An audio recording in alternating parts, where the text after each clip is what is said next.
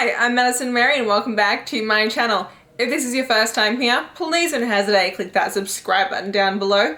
And without further ado, let's get into my April wrap-up.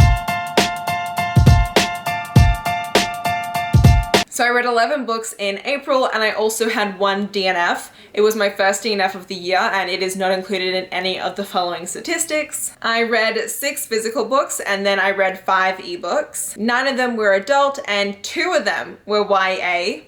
Surprising. I had 2 fantasy books, 1 urban fantasy book, 1 historical romance, 1 erotica, 3 contemporary books, and 3 romance books. And then the total page count for the month of April was 3,534 pages. Without further ado, let's get into the books. I always start with my lowest rated read and work up to my highest rated read. I will say that a lot of these books, I would say like 70% of them I did talk about in vlogs during the month of April, so I will link to those down below and up above. So I'm not going to go into too much detail about those books, but I will be for everything else. So let's start with the DNF. If you saw my vampire reading vlog, you will know that I DNF'd Crave. I'm not going to go much into it other than saying I DNF'd it. I will not be reading this ever again, and I will either donate this book if I can't find someone who wants it, because I don't want it anymore. I don't need this on my shelves. Bye. Then we have a 2.75 star read. I know this is really picky, but I struggled for a long time. It was a 3.5 star book and then it just kept going down and down and down, and this is where I've ended. So that book is Like Cats and Dogs. This was in my May 4th arc reading vlog. So this is a romance between a veterinarian named Caleb and the manager of a cat cafe named Lauren. The cat cafe and the vet hospital are right next to each other and they work with each other a lot. And so when Caleb comes as the new vet at the vet hospital, he immediately butts heads with Lauren because she thinks that she does know a fair amount about cats, and so she kind of starts questioning him and he gets really offended by that, and so they then start this whole like really angsty relationship where they're just complete and utter enemies to one another. However, the enemies relationship quickly turns into like hate sex, where like they get really upset and they fight with one another and then they get like really horny and then they have sex. So then they end up having like a friends with benefits relationship, but like more enemies with benefits, if I'm being honest with you. That's basically the premise of this book, is them being enemies with benefits, and it was fine. I enjoyed the benefits relationship between them because I don't think we see enough, you know, traditionally published romances where we see characters having beneficial relationships. It's just not something that a lot of people talk about. The problem I had was the fact that they then started to embark on like an actual relationship and I didn't believe it. It didn't work for these characters. They were both so at odds and it took ages for them to have any sense of like emotional development between them. And then when they kind of did start to develop that emotional relationship, it was then completely thwarted by the epilogue. Like, the epilogue is really what just killed this book for me, because they went through all these struggles throughout the book with, you know, him being a divorcee and him not trusting women because his wife cheated on him, and him being like, I never want to get married again, like I'm recently like I can't do this, like I can't open myself up. And then the epilogue happens and it just completely like shits on all that, and I'm like, well, what was the point? So I got upset. So I will recommend this book if you do like animals, because I loved all the like cat aspects in this book. Cats were amazing and the side characters were really fun, and it is set in Brooklyn, so if you are living in Brooklyn it could be a really fun read, but otherwise Then we have a 3-star read, and that is 8 by Rilzy Adams. This is a novelette. It is like 45 pages long. Well, that's it. So, and it is between this new millionaire entrepreneur woman. She has just sold her like cosmetics company and now has like a bunch of money, and so to celebrate she hires a like personal chef to cook for her and her best friend to like celebrate that night, but her friend backs out and so she is left with the personal chef herself, and then he shows up and he is hot AF. It's them like getting it on during this dinner and it is just so good. Like there's a lot of food talk in this.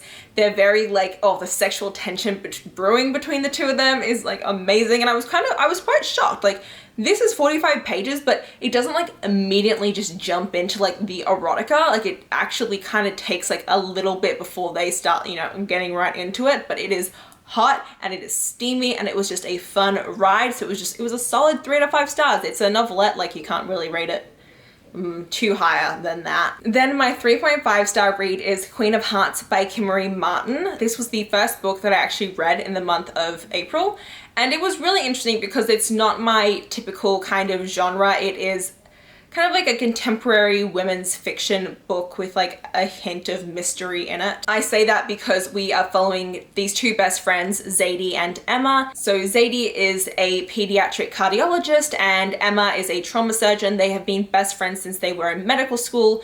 They are both currently happily married. They both have kids. Like, they're still the best of friends, going through like all the struggles of motherhood while being like working women, and I really love their friendship. It was really interesting, but the big pull and what this book is about is the fact that they went through a very traumatic event during their third year of medical school, and they have never ever spoken about it. Like, it is just taboo to them. But everything gets derailed when one of their old flames from medical school comes back into their lives, and suddenly all their secrets start bubbling to the surface, and they have to confront the event that happened in their medical school career. And so it does have alternating chapters between present day and then during their third year of medical school, and you get mostly Zadie's chapters and then a couple of Emma's chapters thrown throughout. But I feel like it's more so Zadie's story, which was a bit of a pullback because I felt like we didn't get to see enough of Emma. She's kind of like dubbed this Ice Queen, Miss Perfection. Like, she has like all these goals and things in her life, and I just feel like we could have built more upon her. But I really enjoyed Zadie. She was really interesting to follow, and I kind of liked that there was this whole like mystery aspect to the book, because you were constantly trying to figure out, okay, what happened during medical school? What was everything that went on? And it was just like, it was nuts. Like, I was like, oh my god, this did not just happen. And it was just like event upon event upon event, and things just kept getting worse and worse and worse. And I was like, good god. Like, it was actually a really good book. I only rated it 3.5 out of 5 stars because there were a couple of things that were mentioned in there that like kind of made me a bit uncomfortable with, like representation. There was a bit about like eating disorders that I just didn't really go over well with me, and there is a huge trigger in this for suicide that is like a huge part of this, and like it's not mentioned anywhere. Like, even in other reviews I don't see people talking about it. So if you are at all sensitive to suicide, do not read this book, because it is a huge part of it, and I don't consider that a spoiler. But I really enjoyed it. There is a lot of medical jargon in it, so if that is something that you feel like you would struggle with, also caution yourself. But for me, I was in neuroscience in undergrad, and so I absolutely adored it, and I would definitely check out more books by this author. Then we have my 4-star reads, the first of which is going to be The Viscount's Tempting Minx by Erica Ridley. I have a bunch of her books on my Kindle that I just haven't gotten to yet, and so I was getting my nails done and I was like, I need to pick one up. Let's just do this one. I loved it. It was amazing. It's a novella, so I didn't rate it 5 stars because the ending was like super abrupt. Like, it just was like end, and I was like, oh, like, come on, even like an extra 10 pages and it would have been way, like, it would have been a 5-star if it had those extra 10 pages just rounding it out, but it's fine. So we're following the romance between Lady Amelia Pembroke and Viscount Sheffield. His name is Lord Benedict, and did I love these two together. So Lady Amelia Pembroke, she's a spinster and she's fine with it. She is an older sister and she has been looking after her brother's estate as like the woman of the house ever since she was a young child. Like, she runs everything to perfection. Like, the opening scene is what made me fall in love with this book, because she's there in like her office and she knows when events are happening before they happen. She anticipates everything. She's organized to a T. People are like, oh my god, this happened, like, what do we do? She's like, I already knew that was going to happen. Don't worry, the backup is right here. And they're like, how did you know this? Or, you know, her brother enters the room and there's already like, there is his plate of food for him. And he's like, did you know I was coming? She's like, I always know when you're coming. She manipulates people without them realizing that she's manipulating them. And she does it in like a nice way where she's like, oh, okay, well, here's this option, and it's like clearly the one that she wants is like the best option. Like, she's always right, and I adored her as a character. Like, she had such dry humor as well, and her sarcasm was just like very blatant, and I dug that. And so her with the Viscount was just like hilarious, because He is kind of the same where he is, you know, he has a set schedule where from 8 a.m. to 8 p.m. he works nonstop. But then once it hits 8 p.m., he's like a complete and utter rake.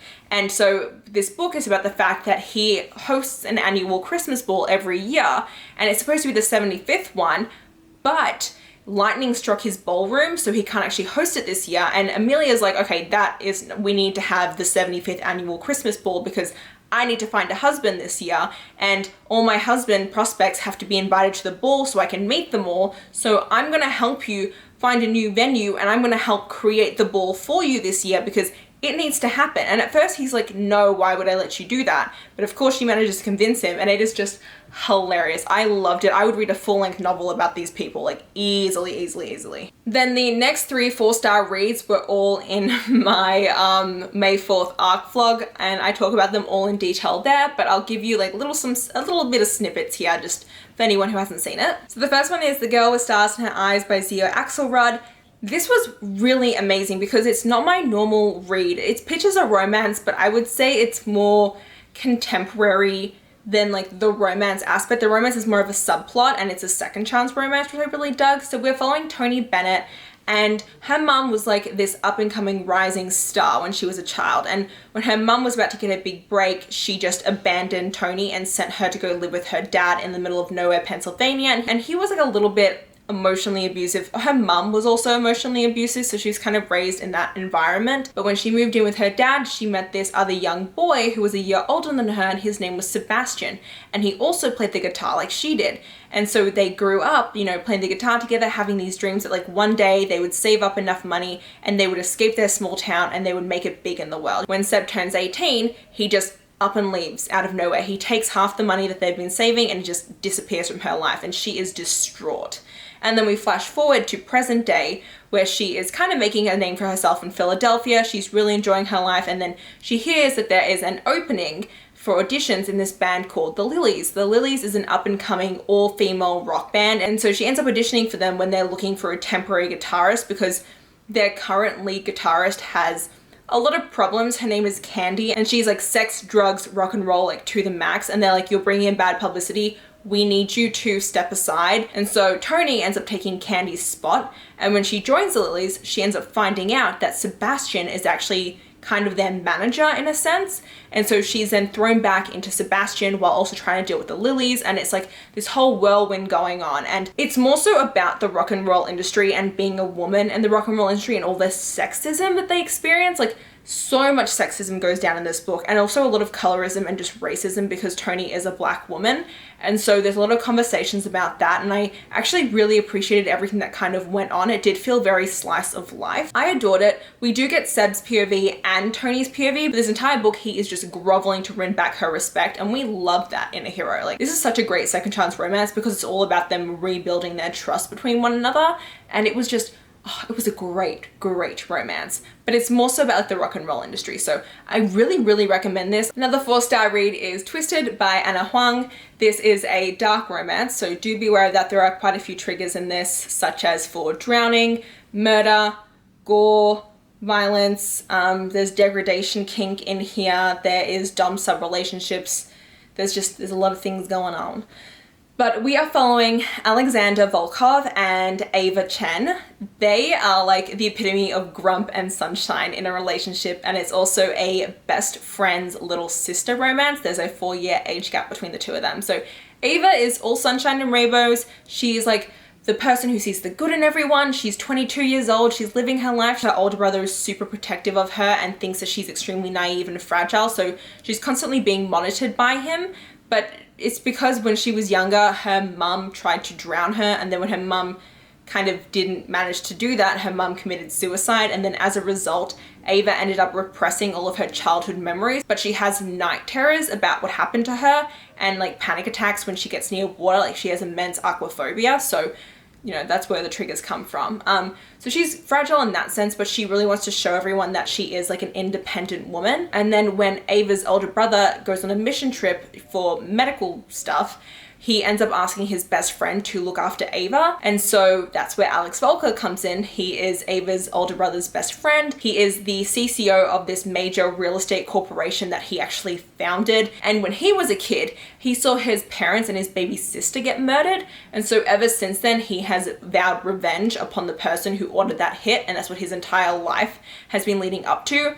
So he's kind of like a corporate mafia boss. It is their romance because he is like having to look after her and protect her, and it's them falling for one another. And I loved it because like he was so reluctant to fall in love, and then she was like, I am falling in love with him. And it was just like, oh, it was so cute. It was like such a sweet romance amid like so many dark topics.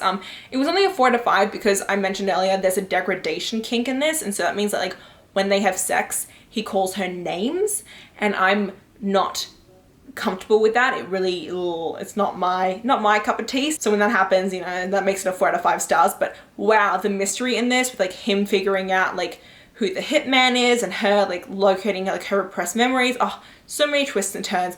Absolutely loved it. Anna Huang is like a new favorite author of mine, and I cannot wait to read more. The other 4 out of 5 star book is Blade of Secrets by Tricia Levenseller.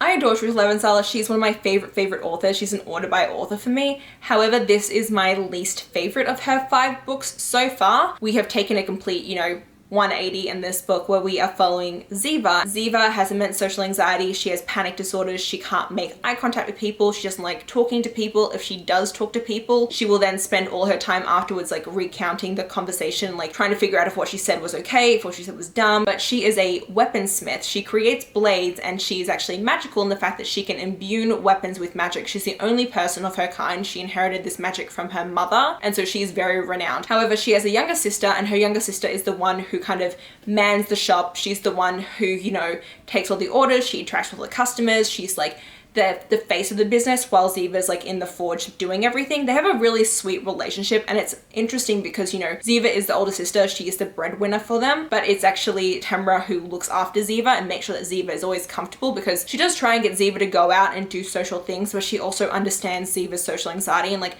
doesn't push her too far. However, everything changes when Ziva ends up making a weapon for this warlord, and she ends up making this weapon way more powerful than she intended, and it can steal people's secrets, and she ends up using the blade and figuring out that the warlord actually wants to use it to take over the kingdom. And so she's like, okay, she can't get this weapon, we need to escape. And so Ziva and her younger sister go on the run, and they go on the run with a young scholar and a handsome mercenary, and it is just so much fun. I love the mercenary and the scholar. They are hilarious together. The two of them butt heads all the time. And if you have read Tricia Levenseller's other books and you love her banter in there, you get the banter between the mercenary and the scholar like 24/7. It is hilarious. It is a lot slower pace than our other books because you are constantly in Ziva's head dealing with her social anxiety, and I think that's what kind of took me out of the book. So while I do really appreciate the representation, especially as someone who has anxiety like I have it myself, I do think that a bit too much time was spent on it, that it took away from the plot itself.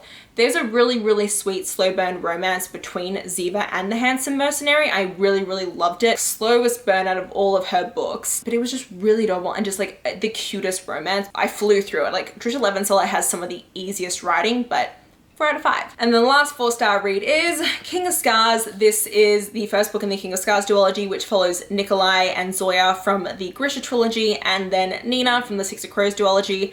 I'm not going to go into what this book is about because that would be spoilers, but by the time this video comes out, the vlog for me reading this should be out. So if you want to know my thoughts on it there, that's where you should check it out.